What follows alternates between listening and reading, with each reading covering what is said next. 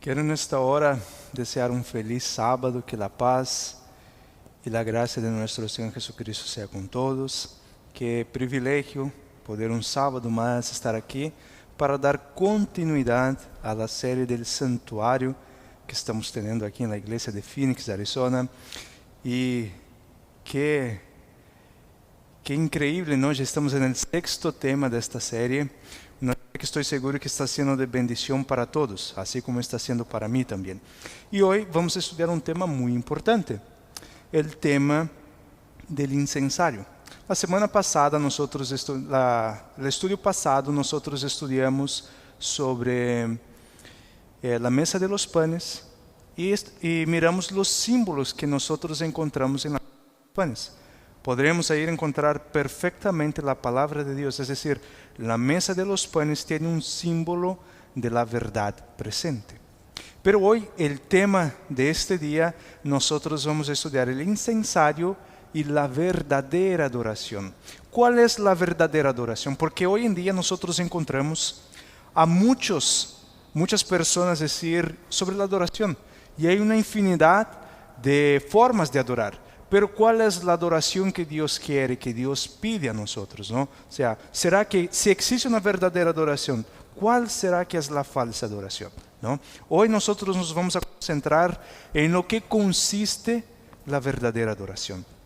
Pero es muy importante, antes de abrir la palabra de nuestro Dios y estudiar este tema, tener una pequeña palabra de oración. Entonces, quiero invitar a los que están aquí, ven a través de la pantalla, que nos pongamos de rodillas para tener una pequeña palabra de oración y hablar con nuestro Dios. Vamos a orar. Querido eterno Dios, gracias te damos, Señor, por el privilegio que tenemos de un sábado más estar aquí en tu presencia, para poder adorar tu santo nombre, para poder meditar en tu santa palabra y escuchar tu voz hablando a nuestros corazones. En esta hora, Señor, quiero pedir una bendición muy especial sobre los hermanos que están aquí presentes y también, Señor, por los que nos están acompañando a través de la televisión, a través del YouTube o del Facebook, que su gracia y su paz pueda ser sobre ellos y que tu Santo Espíritu pueda hablar a nuestros corazones en este día. Son bendiciones que te pedimos y agradecemos en el sagrado y bendito nombre de Cristo Jesús oramos. Amén. Muy bien, ya hemos orado, ahora nada, entonces a estudiar la palabra. Y como de costumbre, todos los sábados nosotros estamos estudiando el versículo introductorio al tema que nosotros encontramos en el libro de Hebreos. El libro de Hebreos, ahí el apóstol Pablo, más específicamente en el capítulo 4, en el capítulo 8, el capítulo 4, el apóstol Pablo, 8 y 9. El apóstol Pablo nos habla muy abiertamente en cuanto al santuario, las ceremonias que había en el santuario y todo lo demás. Nuestra lectura bíblica se encuentra en Hebreos capítulo 9 y el versículo 4. Y aquí entonces nosotros vamos a ver que el apóstol Pablo va a hablar del mueble que personalmente, con base en lo que es una temática que tenemos aquí, el material que tengo, para mí, si no es el más importante, es uno de los muebles más importantes del santuario. Hebreos capítulo 9, versículo 4 nos dice así: el cual tenía un incensario de oro y el arca del pacto cubierta de oro por todas partes, en la que estaba una urna de oro que contenía el maná, la vara de Aarón que reverdeció y las tablas del pacto. Muy bien. Entonces, cuando nosotros miramos aquí este texto, en que el apóstol Pablo menciona en cuanto al santuario, en cuanto al incensario, parece que el apóstol Pablo nos da a entender que el incensario se encontraba en el lugar santísimo, ¿no? Parece que el apóstol Pablo está entrando en contradicción con lo que dice la Biblia, específicamente en el Antiguo Testamento. Pero ¿por qué el apóstol Pablo nos está dando a entender que el incensario él se encontraba dentro del lugar santísimo y no en el lugar santo? Ahorita nosotros vamos a ver la ubicación exacta donde se encontraba el incensario. Pero el apóstol Pablo aquí no se está equivocando. El apóstol Pablo no está añadiendo nada a la Biblia. Simplemente lo que el apóstol Pablo nos está hablando aquí es que el servicio del incensario, lo que representa el incensario, estaba interligado, conectado con el lugar santísimo. Entonces la ceremonia, lo que el sumo sacerdote hacía en el incensario, iba conectado con el santuario, iba conectado con el lugar santísimo. Entonces el apóstolo Pablo, él no está cambiando lo que dice la Biblia, sino que el apóstolo Pablo, él nos está mostrando cuál es la función que tenía el incensario. Y para que podamos ver perfectamente la ubicación del incensario, debemos ir al libro de Éxodo. El libro de Éxodo capítulo 30, versículo 6. Aquí nosotros entonces vamos a ver cuál era la ubicación, donde se encontraba, donde estaba localizado el incensario. Y nosotros vamos a ver que el incensario no estaba en el lugar santísimo, sino que el incensario se encontraba en el lugar santo. Éxodo capítulo 30, versículo 6, y nos dice así. Y lo pondrás delante del velo que está junto al arca del testimonio, de delante del propiciatorio que está sobre el testimonio, donde me encontraré contigo. Entonces aquí, como yo ya les mencioné en el comentario pasado, el incensario, toda la ceremonia del incensario, cuando el sacerdote venía y quemaba incienso aquí, todo eso estaba conectado, estaba ligado con el lugar santísimo. Por estas razones que el apóstolo Pablo como que aparenta dar a entender de que el incensario estaba en el lugar santísimo. Pero aquí nosotros estamos viendo claramente que el incensario estaba frente al velo. Aquí tenemos la imagen, ¿no? Claro que esta imagen la pusieron a un lado para que se pudiera mirar el lugar santísimo. Pero en esta imagen está perfectamente ilustrada. Tenemos el candelabro al sur, tenemos la mesa de los panes al norte y tenemos el incensario en el medio. Aquí pusimos un ladito para poder ver allá, pero el incensario se encontraba dentro del lugar santo. Y entonces el humo del incensario llegaba hasta el lugar santo. Entonces la ubicación del incensario es en el lugar santo. Pero vamos a ver otro texto que nos va a ayudar a comprender. Primera de Reyes, capítulo 6, versículo 22. Primera de Reyes, capítulo 6, versículo 22. Y aquí entonces ahora nosotros vamos a encontrar, ¿no? De nuevo, para solo confirmar, para ir creciendo en conocimiento, vamos a ver otro texto que nos va a ayudar a entender la ubicación, pero aquí nos muestra algo más interesante, algo importante en cuanto al incensario. Primera de Reyes, capítulo 6, versículo 22, nos dice así. Cubrió pues de oro toda la casa de arriba abajo, y asimismo cubrió de oro todo el altar que estaba frente al lugar santísimo. Miren acá que el incensario estaba cubierto de oro.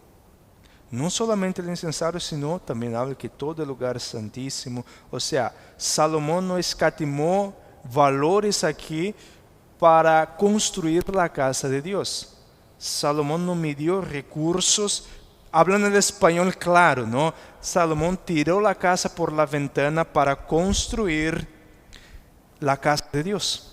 Y aquí nos viene hablando que el incensario era completamente de oro. ¿Esto qué quiere decir? O sea, ¿qué lección podemos sacar de aquí? Podemos ver la importancia que Dios da para este ministerio. Porque el incensario es un ministerio, como nosotros hemos estado viendo a lo largo de estos sermones, a lo largo de esta serie, de este seminario. Hemos estado viendo que cada mueble representa un ministerio. Si nosotros miramos hasta el campamento, tiene algo muy importante para nosotros. El campamento representa el mundo. Para salir del mundo, entonces yo tengo que aceptar primeramente a Cristo. Y ahí está representado por el altar de sacrificios. Es el ministerio de la salvación, la redención de Cristo, la muerte de Cristo. Pero también necesito el lavacro. Y el lavacro, ¿qué ministerio nosotros encontramos ahí? El bautismo, la muerte para el mundo y la resurrección para Cristo. es otra cosa, otra verdad que nosotros encontramos allí. Pero también ahora cuando llegamos al lugar santo, tenemos aquí el candelabro de 7 brazos, un símbolo de las 7 iglesias, que representa la palabra de Dios, el mensaje para nuestro tiempo, verdad presente. Y aquí nosotros encontramos ahora el incensario, que tiene una profundidad tremenda. Y en este día, hoy nosotros vamos a ver qué enseñanza, qué ministerio tan importante nosotros encontramos aquí en el incensario. Vamos a abrir nuestras Biblias rápidamente en el libro de Éxodo capítulo 40, versículo 26 al 27, y aquí entonces nosotros vamos a ir avanzando en conocimiento, vamos a ir aprendiendo un poco más sobre la importancia de la obra del incensario, que representa todo esto. Éxodo capítulo 40, versículo 26 al 27 nos dice así: Puso también el altar de oro en el tabernáculo de reunión, delante del velo, y quemó sobre él incienso aromático, como Jehová había mandado a Moisés. Entonces aquí nosotros encontramos que la función del incensario es quemar inciensos aromáticos. ¿Qué representa el incienso aquí?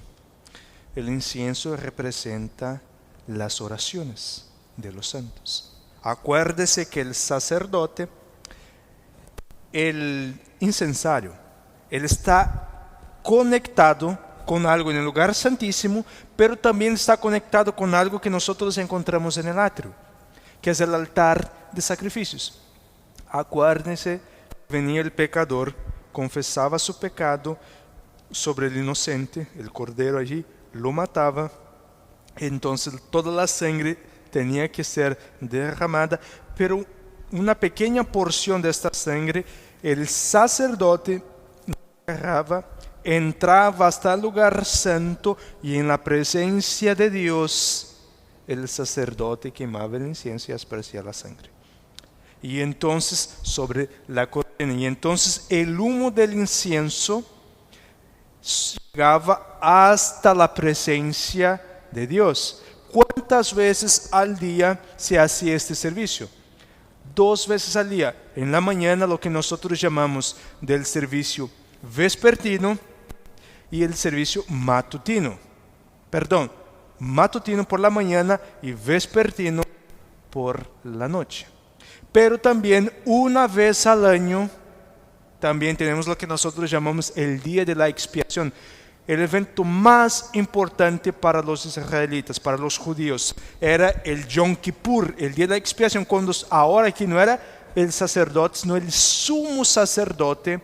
Él tenía que entrar ahora al lugar santísimo y allí ofrecer el sacrificio hacia Dios, el holocausto hacia Dios. Entonces, el incensario tenía 2 servicios, y el servicio por la noche y el servicio anual. Vamos a ir avanzando, y ahora yo quiero compartir con ustedes, antes de compartir una cita, quiero compartir otro texto que nosotros encontramos en 1 de Corintios capítulo 13, versículo 12. Y aquí nosotros vamos a ver algo bien interesante, muy importante aquí.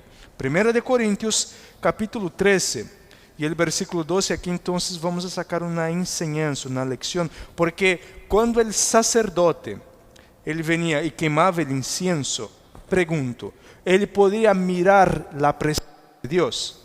No. ¿Por qué razón? Porque había un velo que tapaba. De igual manera, hoy hay un velo espiritual que nos tapa del mundo físico al mundo espiritual. Y cuando yo hablo de un mundo espiritual, yo no estoy hablando de un mundo de los fantasmas, donde las almas están vagueando. No, nada que ver. Cuando yo hablo de un mundo espiritual, yo hablo del mundo donde están los ángeles. Porque sabemos que hay el ministerio de los ángeles en el mundo, y que los ángeles vienen aquí para trabajar en pro de cada uno de nosotros, pero también del otro lado tenemos los opositores, que son los demonios. Entonces tenemos este velo espiritual que no nos permite mirar estas cosas, y siempre también que nosotros adoramos, nosotros no adoramos en la presencia física de Dios, sino por fe. Nuestras oraciones, ellas ascienden hasta el lugar santísimo del santuario celestial. Entonces hay un velo espiritual que nos impide de poder contemplar todas estas cosas. De igual manera que el sacerdote, él no podía contemplar, él no podía mirar por causa del velo, pero una vez al año el sumo sacerdote podría contemplar la gloria de Dios, porque él pasaba tras el velo. Entonces él pasaba y entraba hasta la misma presencia de Dios en el lugar santísimo. Con esto nosotros podemos ver aquí que de igual manera nosotros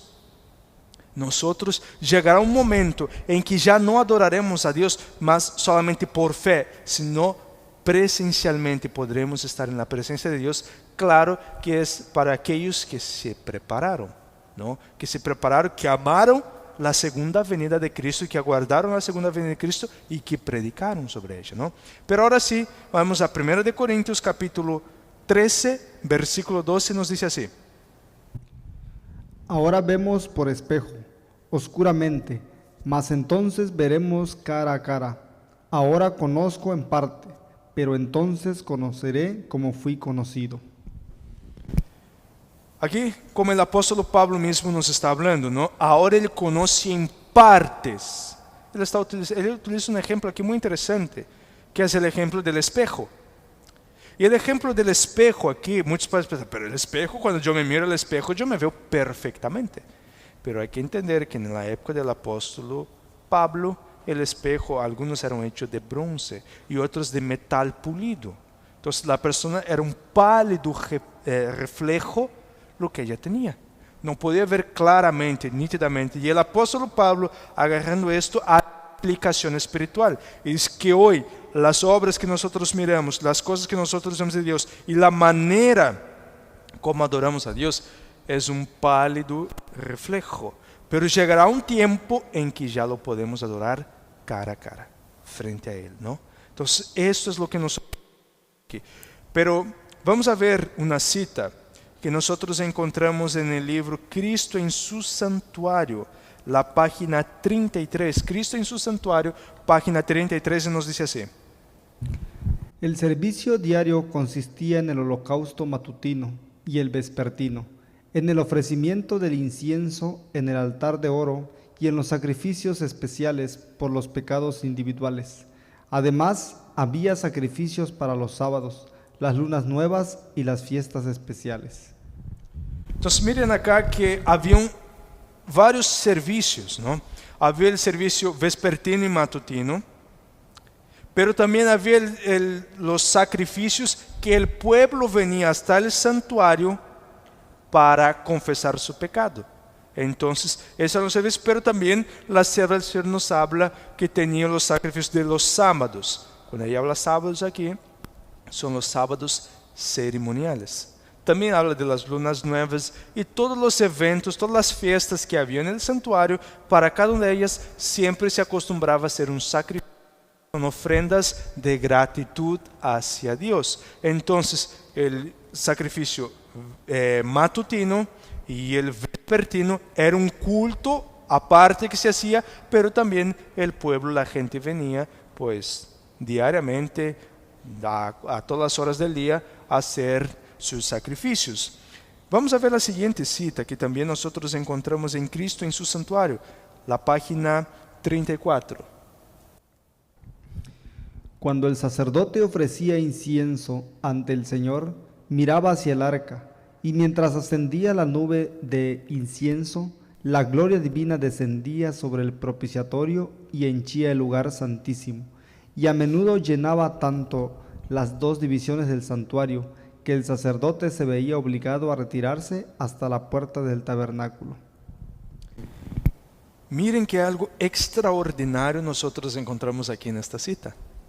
La sierva del Señor nos está mencionando que cuando venía el sacerdote a quemar incienso en la presencia de Dios, eso era tan agradable a los ojos de Dios, que Dios se manifestaba con gran poder en el lugar santísimo, Pero muchas veces la manifestación del poder de Dios era tan, pero tan grande que henchía no solamente el lugar santísimo, sino el lugar santo también, y el sacerdote tenía que retirarse hasta la puerta de entrada, porque la presencia de Dios era tamaña, era tremenda allí, que el sacerdote no podía estar presente. Mire cuán agradable es a los oídos de Dios cuando un pecador se arrepiente, cuando un pecador va y confiesa su pecado a Dios. Muchas veces nosotros tenemos esta mentalidad de que no voy a confesar, he cometido un pecado y esperar pasar tiempo para ir y confesar a Dios.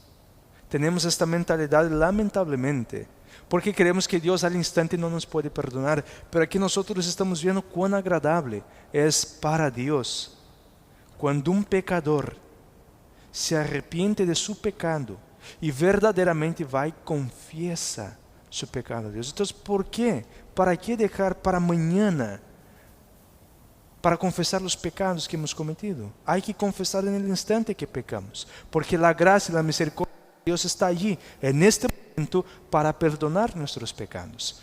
Pero la sierva del Señor, en la página 34 de Cristo en su santuario, ella continúa hablando en cuanto a la ceremonia y al incensario.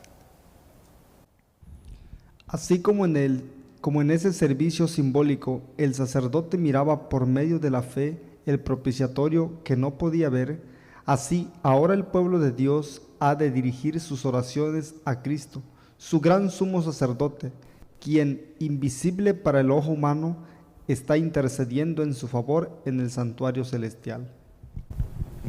Ahora mire que algo importantísimo nosotros encontramos aquí. El sacerdote o el sumo sacerdote, cuando él venía aquí para ofrecer el incensario, sus ojos de la fe estaban puestos sobre Dios.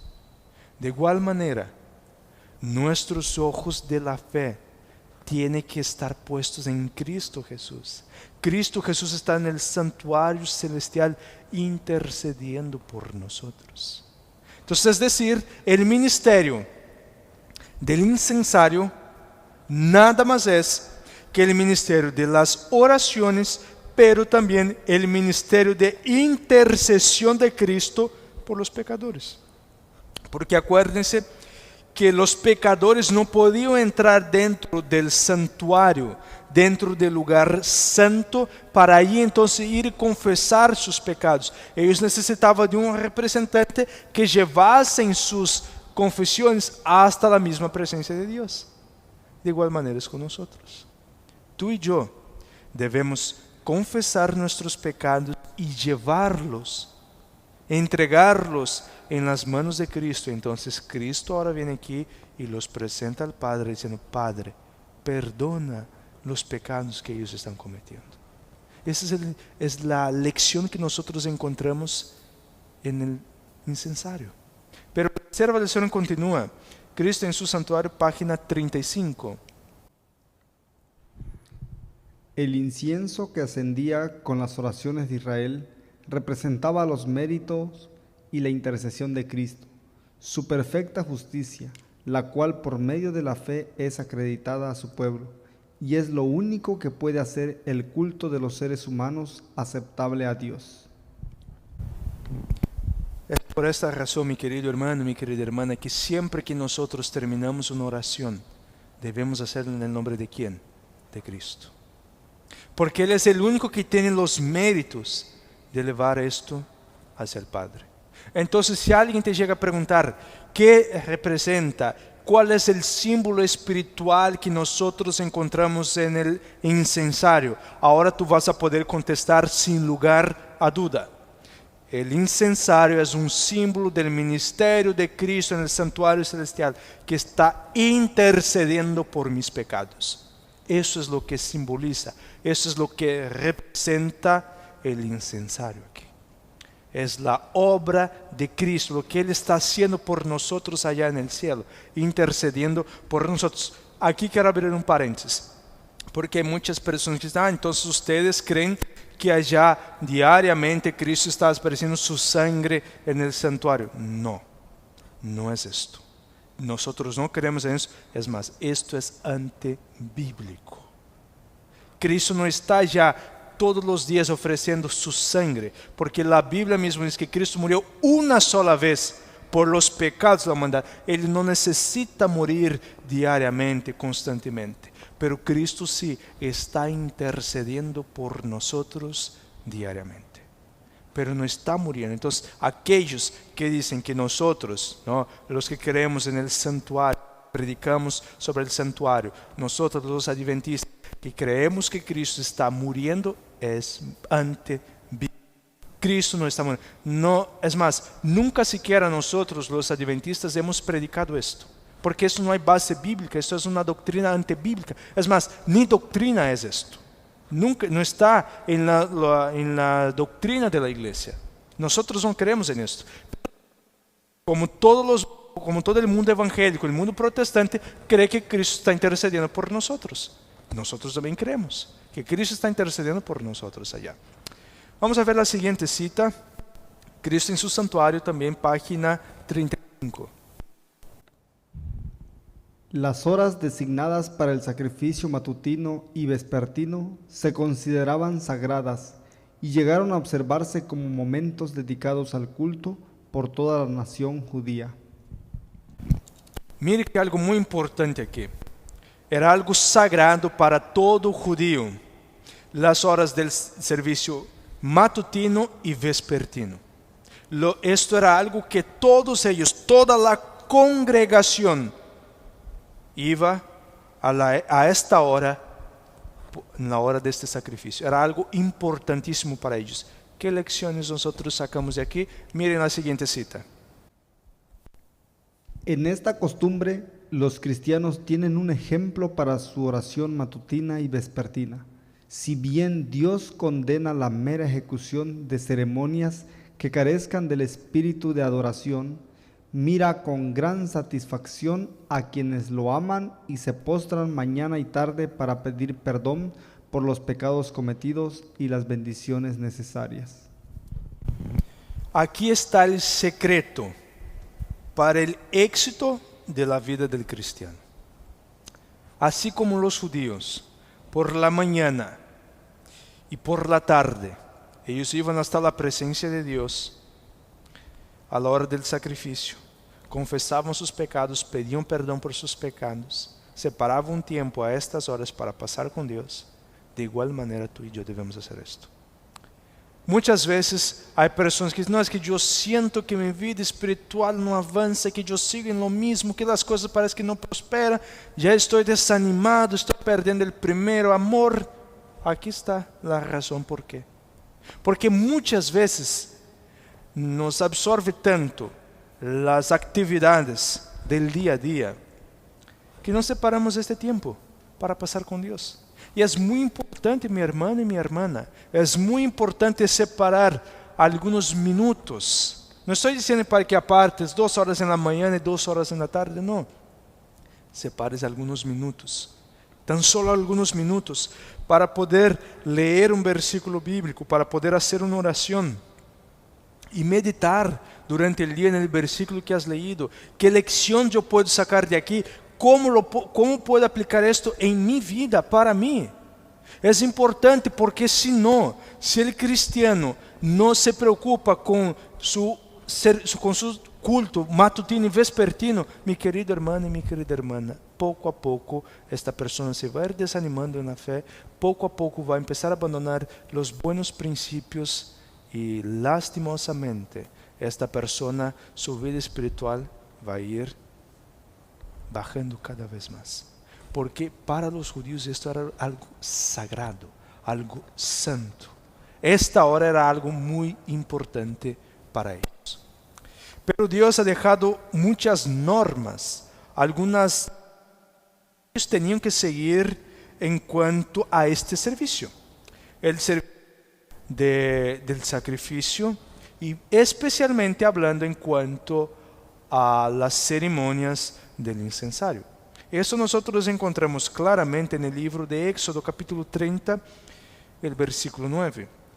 aquí nosotros podemos encontrar algunas instrucciones que Dios ha dejado a su pueblo para que ellos tengan que seguir, para que los levitas, los sacerdotes, ellos deberían seguir estrictamente las instrucciones que el Señor ha dejado. Y estas instrucciones, como ya les mencioné, están en el libro de Éxodo, capítulo 30, versículo 9, y nos dice así: No ofreceréis sobre él incienso extraño, ni holocausto, ni ofrenda, ni tampoco derramaréis sobre él libación. Ok, vamos a ver aquí entonces cuáles eran las instrucciones que el Señor ha dejado en cuanto a la ceremonia de los servicios en el incensario. Primera instrucción muy importante: solamente los sacerdotes y el sumo sacerdote podrían quemar incienso.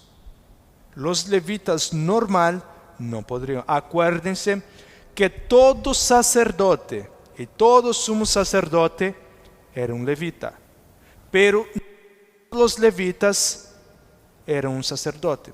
El sacerdocio es de la casa de Abraham, de Aarón. Aarón era el sumo sacerdote y sus hijos eran los sacerdotes. Aarón el sumo sacerdote, sus hijos los sacerdotes, sus nietos vendrían siendo los sacerdotes, y el primogénito entonces él asumiría como sumo sacerdote una vez que Aarón pasase el descanso. Entonces la primera norma que nosotros encontramos aquí es esta, de que los levitas normal no podrían quemar incienso. La segunda característica que nosotros encontramos aquí es que no se podría quemar incienso extraño. Entonces Dios había sido muy específico con la clase de incienso que se debería quemar. No era cualquier clase de incienso que se podría quemar. El otro punto muy importante: holocausto extraño. ¿Qué vendría siendo un holocausto extraño? Porque aquí va unido con el cuarto punto, que es ofrendas extrañas. ¿Qué vendría siendo holocausto o ofrendas extrañas? El Señor había sido muy claro con los animales que se podrían sacrificar. Los machos cabríos, las cabras, los corderos, las vacas, los becerros. Estos animales sí se podían sacrificar. Las palomas. Cuando la familia era muy pobre, muy pobre, que no tenía nada, algunos iban y quemaban trigo. Eso eran las cosas que se podría quemar en el altar de sacrificios, ofrecer a Dios en el incensario. Los sacrificios permitidos por Dios. ¿Cuál vendría siendo los sacrificios no permitidos por Dios? Las ofrendas, los sacrificios que no eran permitidos por Dios. Por ejemplo, el puerco, el marrano, no, el cochino. Era un animal que no se podía. La liebre, el caballo, el camello, porque eran animales inmundos que Dios los había apartado como inmundos. Entonces no se podría. Pero en la Biblia nosotros encontramos un personaje, en la historia también encontramos un personaje que en el altar de sacrificio dio un puerco. Este es Etíoco Epífanes, un romano que fue y sacrificó animales que Dios no había separado para la adoración. Pero Dios había sido muy específico y Dios es claro cuando Él le da una orden. Porque ahora aquí nosotros vamos a entrar en un punto muy importante, que es el pecado de Nadab y Abiú. Y nosotros vamos a ver qué triste fue la consecuencia del pecado de estos dos hombres. Y eso nosotros encontramos en el libro de Levíticos. Levíticos capítulo 10, versículo 1. En Levíticos capítulo 10, el versículo 1 aquí entonces nos habla un poco del pecado, sino del pecado que cometieron estos dos hombres. Levíticos capítulo 10, versículo 1 nos dice así: Nadab y Abiú, hijos de Aarón, tomaron cada uno su incensario y pusieron en ellos fuego, sobre el cual pusieron incienso y ofrecieron delante de Jehová fuego extraño, que él nunca les mandó. Vamos aqui a contextualizar um pouco esta história. Vamos a falar um pouco sobre esses dois personagens.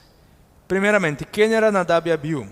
Eles eram hijos de Aarón, sobrinos de Moisés. Eram os homens mais importantes do pueblo. Eles só estavam por debaixo de Moisés e Aarón. Deus les havia dado muitos, pero muitos privilégios a estes dois homens. Eram líderes espirituais, eram os líderes del pueblo. Quando não estava Moisés e Aarón, os homens mais importantes do campamento eram Nadab e Abiú. Então, ou seja, eram homens de responsabilidade. Tinham muitos privilégios, como eu já les mencionei. Então, eram homens que foram elegidos por Deus. Deus escolheu estes dois homens. Eles estiveram no monte de Deus. Foram ungidos por Deus. Deus los alimentou. Deus los apartou para dar instruções de como se deveria trabalhar um sacerdote. Deus estuvo com eles. Aparte disso, Moisés e Aarón estiveram dando instruções a estes dois homens de como é que eles deveriam trabalhar. Sin embargo, lamentavelmente, todo esto não les sirvió para nada. Todo eso no les importó, no transformó su corazón por la responsabilidad que Dios les había dado. Y por eso que su pecado fue tan grave perante Dios. Porque Dios los había puesto en una posición muy elevada. Pero aparte de esto, ellos escucharon la voz de Dios. Y ellos escucharon el pacto que Dios había hecho con ellos. La promesa que Dios había hecho a ellos. Entonces, o sea, no había excusas. La verdad es esta. No había excusas para el pecado de estos hombres. Por ejemplo, en Levíticos capítulo 16, versículo 12 al 13. Levíticos capítulo 16, 12 al 13. Aquí nosotros encontramos otras cosas importantes, otras instrucciones que Dios deja a los sacerdotes, a los levitas, de cómo es que ellos deberían trabajar. Levíticos capítulo 16, versículo 12 al 13 nos dice así. Después tomará un incensario lleno de brasas de fuego del altar delante de Jehová, y sus puños llenos del perfume aromático molido, y lo llevará detrás del velo, y pondrá el perfume sobre el fuego delante de Jehová, y la nube del perfume cubrirá el propiciatorio que está sobre el testimonio, para que no muera. Mire, Dios fue muy claro. Dios había sido muy claro cómo es qué clase de fuego era el que se debería prender en la presencia de Dios. No era cualquier clase de fuego, sino era un fuego específico, un fuego sacado del altar. Ahora yo les hago la pregunta. ¿Acaso el fuego que prendió Nadab y Abiú no quemaba? Por supuesto que sí. Si tú pusieras la mano ahí, se iba a quemar. ¿No cumplía con las funciones? Sí. Quemaba incienso, hacía humo, hacía todo lo que cualquier otro fuego hacía. El fuego, por ejemplo, que Dios había apartado. Entonces, ¿por qué razones que Dios fue tan meticuloso? ¿Por qué es que Dios fue tan así detallista en este aspecto? ¿Por qué es que Dios fue tan, muchos pueden pensar, cruel en hacer esto? Porque, mis queridos hermanos, cuando Dios es específico en algo, cuando Dios es específico, Él espera que tú y yo lo hagamos. Por eso que Él es específico. Porque Dios está diciendo, mira, no va a haber excusas si tú no haces. Si tú prendes fuego extraño, la consecuencia es muerte. ¿Quieres algo más claro que esto? No hay algo más claro que alguien diga, mira, si tú haces esto, la consecuencia es la muerte. Dios fue muy claro, Dios fue abierto con ellos allí.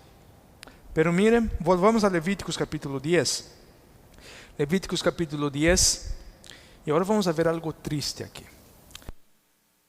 Capítulo 10, versículo 2. Levíticos capítulo 10, versículo 2 nos dice así. Y salió fuego de delante de Jehová, y los quemó, y murieron delante de Jehová. Miren que algo fuerte esto aquí. Estaba todo el pueblo ya para la hora del servicio. la hora más importante, la hora más sagrada para el pueblo judío. Todos allí, esperando para confesar su pecado, para sentir la presencia de Dios. Y de repente el pueblo escucha que Nadab y Abiú fueron consumidos por la gloria de Dios. El pueblo seguramente entra en un tremendo susto, espanto aquí, porque a 10 meses atrás el pueblo Dios había hecho un nuevo pacto con ellos, pero el pueblo fue rebelde a Dios. Dios los iba a cancelar el pacto que Dios había hecho con ellos. Dios quería crear un nuevo pueblo, sacar una nueva nación, porque siguieron tras los becerro de oro. Y ahora el pueblo Moisés va a interceder ante Dios por el pueblo. Dios vuelve a hacer su pacto, vuelve a hacer su alianza con su pueblo. Y ahora encontramos aquí que Dios castiga a Nadab y Abiú con la muerte. ¿Qué será que estuvo pasando en la mente del pueblo? Probablemente el pueblo entró en desespero aquí. ¿Será que Dios nos ha abandonado? ¿Será que la gloria de Dios se apartará de nosotros? ¿Será que Dios ya no estará más con nosotros? Porque miren acá, hermanos, voy a procurar entender bien esto. Eran los líderes espirituales, no era cualquier clase de persona. Eran hombres líderes de la nación, líderes del pueblo. Fueron castigados ahí con la muerte. Seguramente el pueblo entra en un tremendo desespero. La pregunta ahora es, ¿por qué razón Nadab y Abiú cometieron tamaño semejante? ¿Por qué fueron tan inmaduros? La respuesta nosotros encontramos en el libro Patriarcas y Profetas, página 328, página 328. El capítulo, si puedes leer en tu casa, lee el capítulo completo. El capítulo se intitula El pecado de Nadab y Abiú. Y mira lo que la sierva del Señor nos dice aquí. En su juventud, Nadab y Abiú no fueron educados para que desarrollaran hábitos de dominio propio. La disposición indulgente del padre, su falta de firmeza en lo recto, lo habían llevado a descuidar la disciplina de sus hijos. Les había permitido seguir sus propias inclinaciones. Ahora aquí yo quiero entrar en un punto muy importante a nosotros los padres, nosotros que tenemos hijos.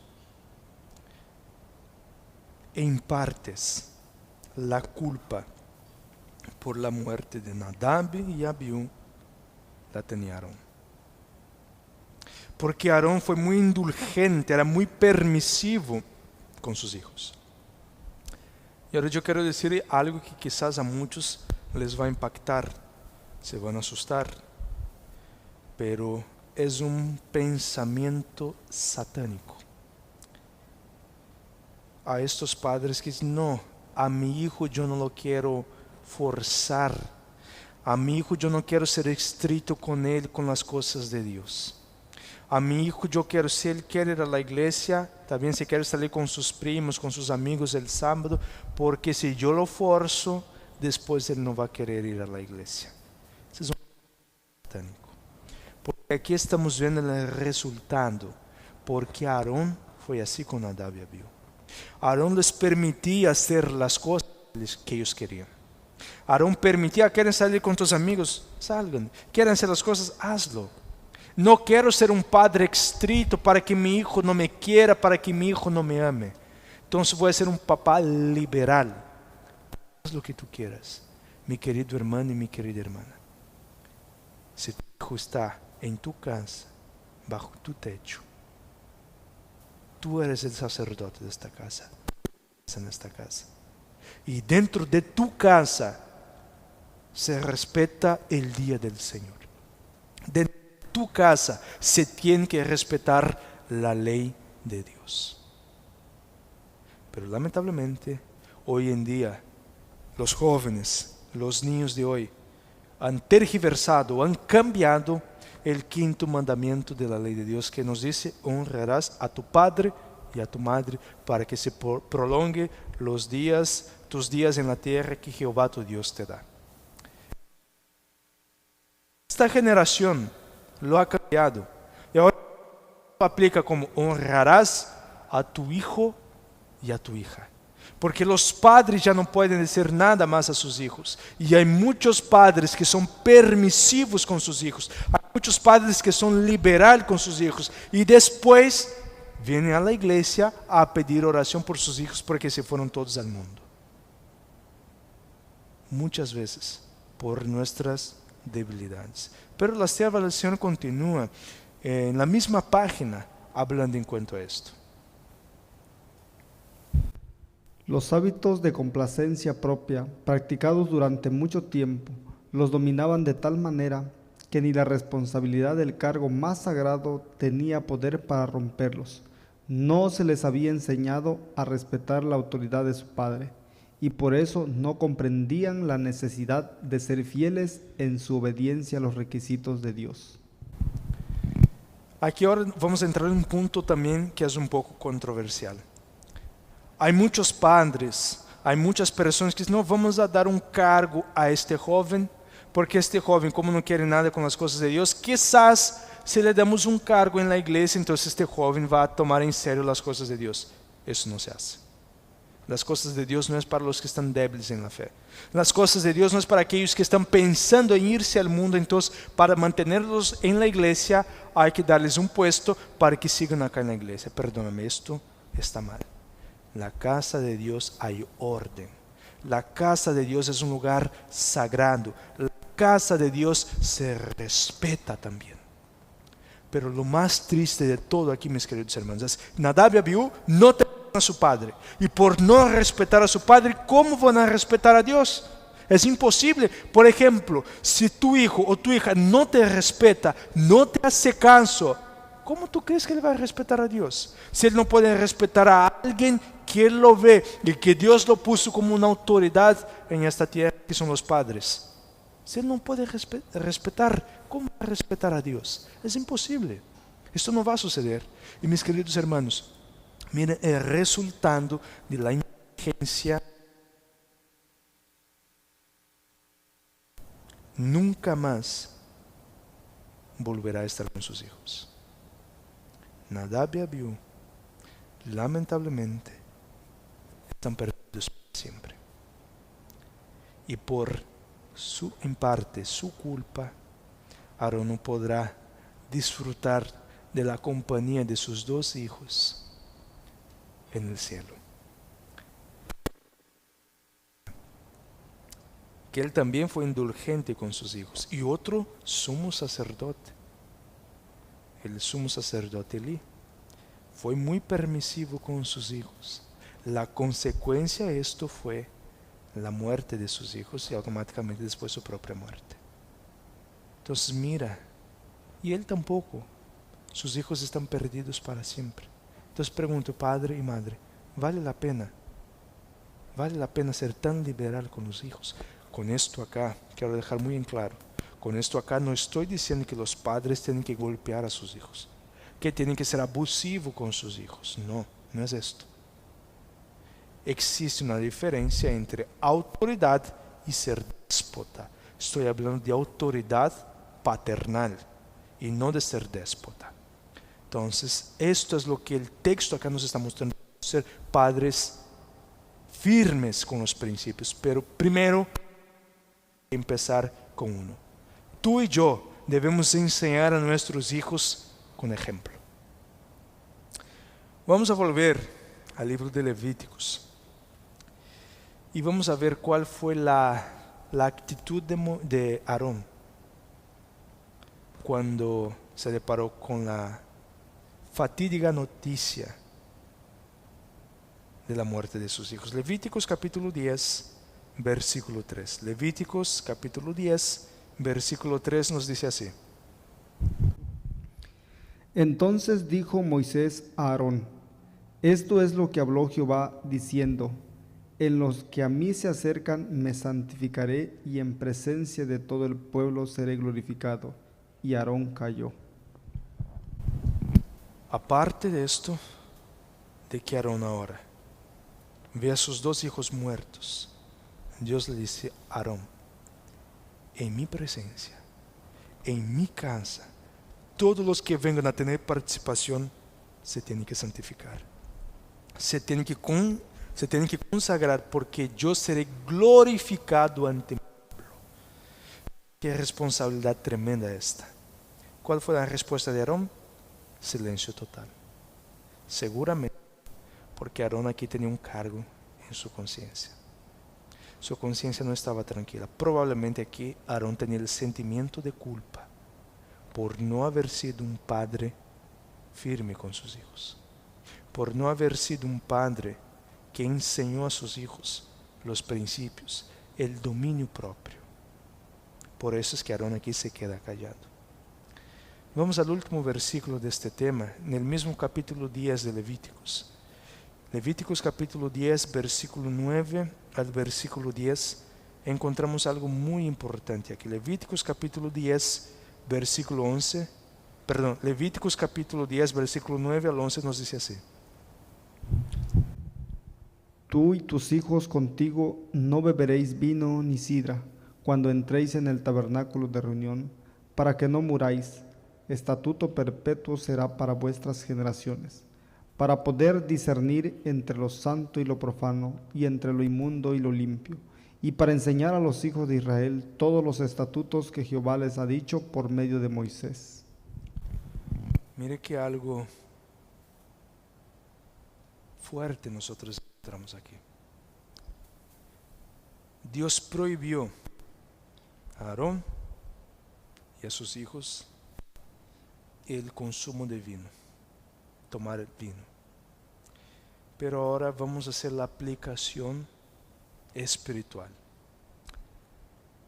Una vez que Nadab y Abiú se emborracharon con el vino, con el licor, ellos fueron y prendieron fuego extraño en la presencia de Dios.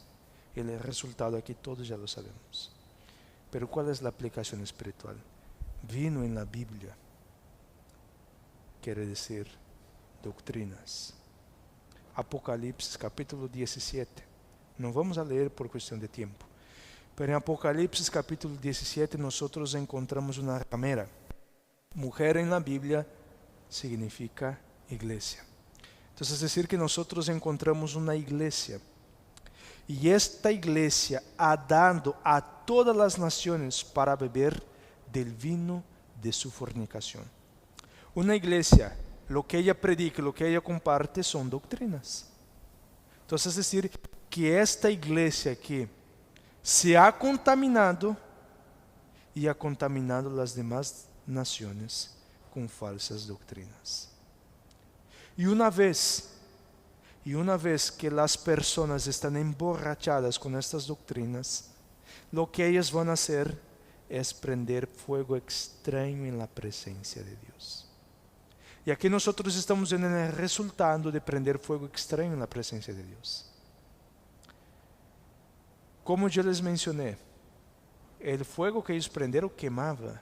El fuego que ellos prendieron podía ser quemar el incienso, calentaba y todo lo demás. ¿Por qué es que Dios no aceptó? Porque Dios fue específico. De igual manera, mi querido hermano y mi querida hermana, Dios ha sido muy específico en cuanto a la adoración. Hablando aquí abiertamente en cuanto a un día. Hablando aquí abiertamente, voy a decir el nombre del sábado. Este es el día que Dios separó para la adoración. En toda la Biblia, tanto en el Antiguo Testamento cuanto en el Nuevo Testamento, yo encuentro un día que dice que Dios separó para la adoración, que Dios santificó, y ese día es el sábado. Yo no encuentro base bíblica ninguna, no hay base bíblica para decir que el domingo es el día que ahora es para ser adorado. Hay algunos que tratan de forzar un poco el texto cuando hablan que el apóstol Pablo fue y partió el pan el primer día de la semana, y dice ahí Pablo está celebrando la Eucaristía. Pero esto, si usted en ningún momento está hablando de la Eucaristía. En ningún momento este texto dar el domingo. El texto no nos está hablando de esto. Entonces no hay base bíblica para yo defender que el domingo es el día que el Señor separó para la adoración. Muchas personas lamentablemente están prendiendo fuego extraño en la presencia de Dios por haberse contaminado con las doctrinas de la ramera, por haber bebido del vino de una falsa iglesia y seguir sus dogmas, sus doctrinas y sus creencias. Hay otros que quieren forzar el texto cuando dice que el Señor apareció a Juan, el apóstol Juan, en el día del Señor. Y dice ahí, ya ves, es el domingo. Por supuesto que no. Porque en la Biblia yo encuentro en más de una ocasión que Jesús dice, yo soy el Señor del sábado. Yo hice el sábado para... Encuentro muchos textos hablando en cuanto a esta adoración del sábado y no el domingo. Puedes que muchos piensen, no, pero es que Dios no hace diferencia de días. Sí lo hace. Si Dios es muy específico en un punto, y en la Biblia encontramos muchísimos textos hablando en cuanto el día del sábado, abiertamente, específicamente, que es el día de señal entre Él y su pueblo, que es el día que Él apartó, que es el día que Él santificó, que es el día que Él bendijo, que es el día que el Señor quiere pasar en comunión con su pueblo. ¿Cómo que yo voy a decir que es el domingo? Es que no hay ningún texto en la Biblia, yo no encuentro ningún texto en la Biblia que me diga, y el Señor Jesús santificó el domingo, o los apóstoles santificaron el domingo, o los apóstoles iban a la sinagoga los domingos. No hay texto bíblico, no hay. No hay base bíblica, y lamentablemente muchas personas están siendo ignorantes voluntariamente, porque no quieren aceptar, no quieren escuchar, ni siquiera estudiar, se quieren quedar solamente con lo que dice su pastor y no quieren ir a las Escrituras para analizar esta preciosa verdad en cuanto al sábado. Y eso es un fuego extraño que muchos están adorando a Dios. Si Dios prohibía a su pueblo de adorar en dirección al sol, ¿cómo que hoy yo voy a adorar en el día del sol? Y muchos dicen, claro que no, ¿cómo es el día del sol? Por supuesto que sí. Solo podemos ver en el idioma inglés. El domingo, ¿cómo se llama en inglés? Día del sol. Y muchos vienen a adorar a Dios en el día del sol. Hay muchos, no, pero es que Cristo es el sol de justicia. No es así. Porque Dios fue específico, diciendo, hasta en la adoración en el santuario, Dios mandaba al pueblo adorar con la espalda hacia el sol. Porque Dios no quería que el pueblo se confundiera con la adoración de los paganos. Mi querido hermano y mi querida hermana, si usted llegó hasta este tema, estudie. No se quede con lo que dice, no se quede con lo que yo estoy diciendo a ti aquí. No se quede con esto. Estudie la Biblia. Separa un tiempo, diga, Señor, toda mi vida yo he guardado el domingo. Toda mi vida me han enseñado que ese es el día de la adoración. Pero yo quiero conocer la verdad y quiero adorarte en espíritu y en verdad. Y entonces me des luz en cuanto a este tema. ¿Cuál es el día que tú separaste para la adoración? Isaías capítulo 66, versículo 22 y 23 es muy claro en decir que en el nuevo cielo y la nueva tierra, todos los sábados, toda carne vendrá a adorar a Dios. En los sábados, no es en el domingo, no menciona domingo allí, menciona sábado. Y toda carne perante en el futuro. En esta hora quiero te invitar a que nos pongamos de rodillas para finalizar con la palabra de oración el tema que hemos estudiado aquí, y que el Espíritu Santo pueda trabajar en tu corazón para que tú puedas estudiar más este tema y no prender fuego extraño en la presencia de Dios. Oremos. Querido eterno Dios, gracias te damos por el privilegio de poder estudiar tu palabra, aprender un poco más sobre la importante obra que Cristo está realizando en el santuario celestial, la obra de intercesión. Gracias te damos, Señor, porque tenemos un abogado ante el Padre, y este abogado es Jesucristo el justo. En el incensario nosotros vemos, Señor, la perfecta obra de Cristo por nosotros, algo que nosotros no podemos hacer. Señor, también en esta hora quiero pedir por todos los que están aquí. Quiero pedir también, Señor, por las personas que están viendo a través de las redes sociales o a través de los medios de comunicación.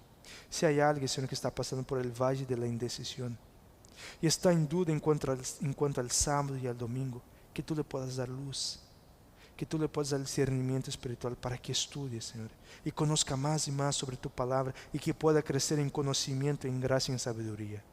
Gracias te damos, Señor, por el privilegio y la oportunidad que tenemos de abrir todavía tu palabra y estudiarla y meditar en ella. Santo Dios, que tu palabra no regrese a ti vacía, sino que pueda cumplir el propósito que tú tienes para nosotros en nuestras vidas. Gracias te damos, todas esas bendiciones te pedimos y agradecemos en el sagrado y bendito nombre de Cristo Jesús oramos. Amén.